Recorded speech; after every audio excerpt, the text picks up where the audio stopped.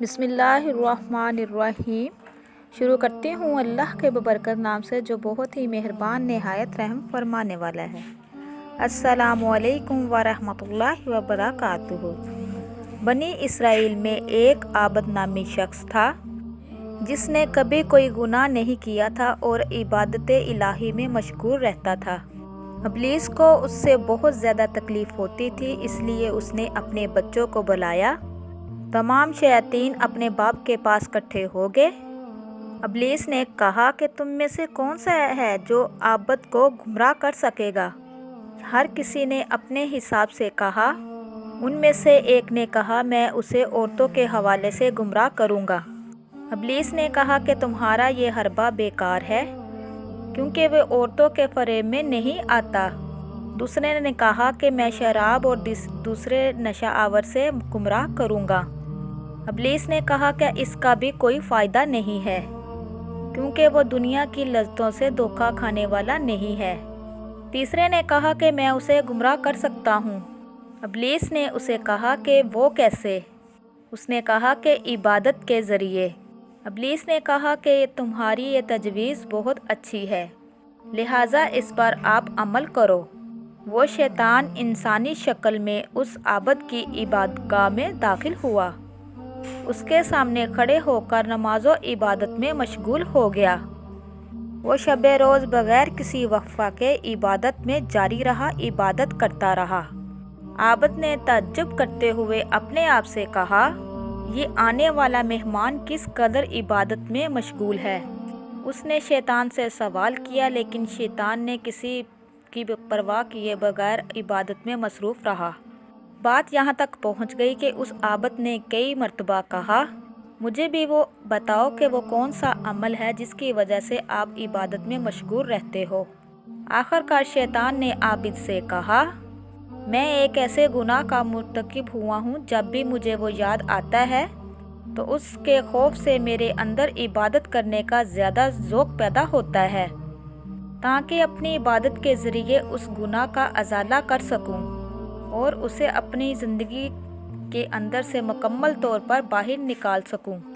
اس عابد نے پوچھا کہ وہ کون سا ایسا گناہ ہے، مجھے بھی بتاؤ تاکہ میں بھی اسے انجام دوں، بچ سکوں اور پھر توبہ کروں اور پھر عبادت کروں۔ شیطان نے کہا کہ تم فلاں دن فلاں عورت کے پاس جاؤ اور اس کے بعد زنا کرنے کے بعد واپس لوٹ آؤ۔ وہ جاہل عابد شہر میں چلا گیا، ادھر سے اس فاحشہ کا پتہ پوچھا، لوگوں نے اسے پتہ بتا دیا۔ عابد اس عورت کے گھر کی طرف روانہ ہوا۔ اجازت لینے کے بعد اس عورت کے گھر میں داخل ہو گیا۔ اس عورت نے جب عابد کو دیکھا تو اس کو نصیحت کی کہ تمہاری اس جگہ پہ آنا شان میں نہیں ہے، تم یہاں پر کس لیے آئے ہو؟ عابد نے شیطان کی داستان بیان کی۔ اس عورت نے کہا، اے بندہ خدا، پہلی بات تو یہ توبہ کا بہترین راستہ ترک گناہ ہے، تو تمہیں کیسے معلوم ہے جو کوئی توبہ کرتا ہے تو اس کی توبہ قبول ہو جاتی ہے؟ یہ بات کان کھول کر سن لو کہ جس کسی نے تجھے اس راستے پہ چلایا ہے وہ شیطان تھا، تم کو اس طرح فریب دینا چاہتا ہے۔ اب آپ اپنی عبادت گاہ میں واپس جا کر دیکھو، وہ وہاں پر اب نہیں ہوگا۔ وہ آدمی جب اپنی عبادت گاہ میں واپس آیا تو ادھر شیطان کا نام و نشان نہیں تھا، وہ جا چکا تھا۔ وہ عورت اسی رات دنیا سے چل بسی۔ اگلی رات لوگوں نے صبح اس کے گھر پر کے دروازے پر یہ جملہ لکھا ہوا دیکھا، اس عورت کے جنازہ میں حاضر ہوں، وہ اہل جنت میں سے ہے۔ لوگ شک میں پڑ گئے، یہ جملہ اس عورت کے حال و شان کے مطابق نہیں ہے۔ 3 دن گزرنے کے بعد اللہ تبارک تعالیٰ نے حضرت موسیٰ پر وحی نازل کی، اس عورت کے جنازے پر شامل ہوں اور اس کی نماز جنازہ پڑھے اور لوگوں کو شامل ہونے کا حکم دو، کیونکہ میں نے اس کو بخش دیا ہے اور اس پر جنت واجب کر دی ہے، کیونکہ اس نے میرے ایک بندے کو گناہ کرنے سے بچایا ہے۔ حضرت موسیٰ علیہ السلام نے فرمان خدا پر عمل کیا۔ تو میرے پیارے بہن بھائیو، حضرت موسیٰ علیہ السلام کے دور میں ایک عرصہ تک بارش نہ ہوئی، लोगों की खेती बाड़ी सूख चुकी थी। लोग हज़रत मूसा अलैहिस्सलाम की खिदमत में हाजिर हुए और इल्तिजा करने लगे, आप नमाज इस्तिस्का पढ़ें ताकि बारिश बरसे। हज़रत मूसा अलैहिस्सलाम तकरीबन 70,000 लोगों के साथ नमाज इस्तिस्का पढ़ने निकले। उन्होंने जितनी भी दुआएं की, बारिश ना बरसी। हज़रत मूसा अलैहिस्सलाम ने अर्ज़ किया, ए खुदा, हम 70,000 लोगों ने दुआएं की लेकिन बारिश नहीं हुई, इसकी वजह क्या है? और क्या मेरा मुकाम व मर्तबा तेरी बारगाह में कम हो गया है? अल्लाह तबारक तआला ने हज़रत मूसा अलैहिस्सलाम से ख़िताब किया, आप लोगों के दरमियान में एक ऐसा शख्स मौजूद है जो 40 साल से मेरी नाफरमानी कर रहा है। उसको कहो कि लोगों के दरमियान में से निकल जाए ताकि तुम्हारी दुआ कबूल हो सके। हज़रत मूसा अलैहिस्सलाम ने अल्लाह तबारक तआला से कहा कि ए अल्लाह, मेरी आवाज़ बहुत कम है, मेरी आवाज़ 70,000 तक लोगों तक नहीं पहुंच सकती। अल्लाह तबारक तआला ने फरमाया, तुम सिर्फ ऐलान कर दो, हर इंसान तक पहुंचाना मेरा काम है। जनाब मूसा अलैहिस्सलाम ने ऐलान किया, तमाम लोगों ने सुना। उस गुनाहगार शख्स ने देखा कि उनमें से कोई भी नहीं निकला। वो समझ गया कि वो शख्स मैं ही हूँ। उसने अपने आप से कहा कि अगर मैं उठकर बाहर जाऊंगा तो जलील और रुसवा हो जाऊंगा, और अगर नहीं जाता तो बारिश नहीं बरसेगी। चुनाचे उस शख्स ने उसी वक्त सच्चे दिल से तौबा कर ली। उसके फ़ौरन बाद रहमत खुदा बरसना शुरू हो गई, बारिश होना शुरू हो गई। हज़रत मूसा अलैहिस्सलाम ने फरमाया, खुदाया कि इस मजलिस में से तो कोई शख्स भी नहीं निकला, लेकिन बारिश बरसना शुरू हो गई। अल्लाह तबारक तआला ने फरमाया कि मैंने तुम्हें उसी शख्स की वजह से इस्तिराब किया है जिसकी वजह से मैं बारिश नहीं बरसा रहा था। हज़रत मूसा अलैहिस्सलाम ने फरमाया कि खुदारा, मुझे उसके बारे में बता, मैं उसकी ज़ियारत करूं।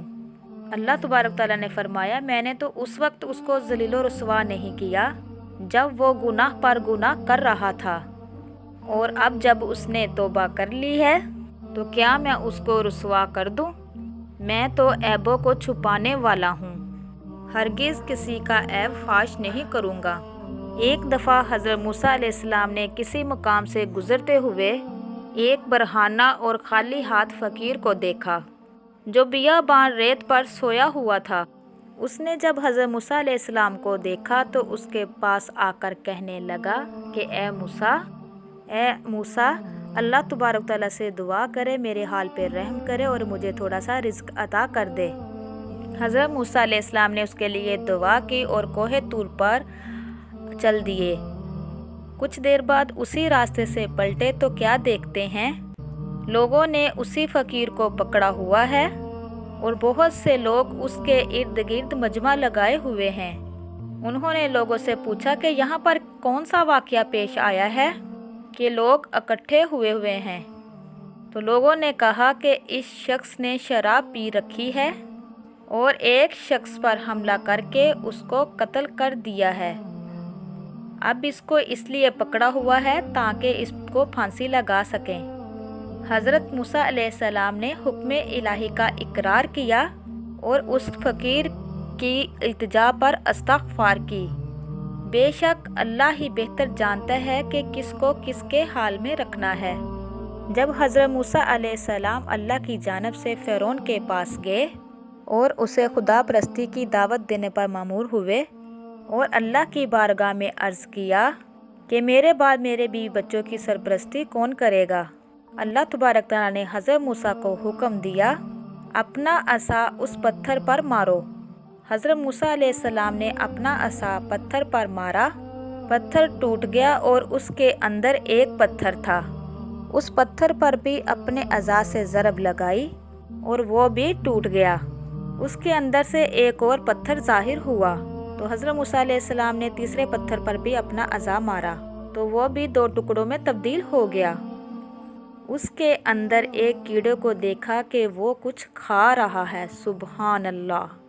हज़रत मूसा अलैहिस्सलाम ने सुना कि वो कीड़ा कह रहा था پاک و منزہ ہے وہ ذات، یہ کیڑا کہہ رہا تھا۔ حضرت موسیٰ علیہ السلام نے سنا، جو مجھے دیکھ رہی ہے، میری گفتگو سن رہی ہے، وہ ذات مجھے یاد رکھتی ہے اور مجھے فراموش نہیں کرتی۔ بس اس طرح موسیٰ علیہ السلام سمجھ گئے کہ بندوں کا رزق اللہ تبارک تعالیٰ کے ہاتھ میں ہے اور اسی کے توکل سے ہر کام سیدھا ہوتا ہے۔ ایک دن حضرت موسیٰ علیہ السلام دریا کے قریب سے گزر رہے تھے کہ اچانک دیکھتے ہیں کہ ایک شکاری دریا کے قریب آیا، سورج کو سجدہ کیا اور کچھ کفریہ کلمات کہے۔ اس کے بعد جال دریا میں پھینکا۔ جب اسے باہر کھینچا تو اس میں بہت ساری مچھلیاں پھنس چکی تھی۔ اس شخص نے یہ کام 3 بار انجام دیا اور ہر بار اس کا جال مچھلیوں سے بھرا ہوتا۔ اس شکاری نے وہاں سے مچھلیاں اٹھائی اور وہاں سے چلتا ہوا۔ اس کے بعد ایک اور شکاری وہاں پر آیا۔ اس نے وضو کیا، نماز پڑھی اور اللہ کا شکر ادا کیا۔ اس کے بعد اپنا جال دریا میں پھینکا۔ جب اس کو باہر کھینچا تو اس میں ایک چھوٹی سی مچھلی پھنسی۔ اس نے خدا کا شکر ادا کیا اور وہاں سے چل دیا۔ جناب موسیٰ علیہ السلام نے عرض کیا، خدایا کہ یہ کیا ماجرا ہے کہ کافر، اس نے کفریہ کھیل انجام دیا، اس کا جال بھر گیا اور تیرے مومن بندے کی قسمت میں صرف ایک ہی مچھلی آئی۔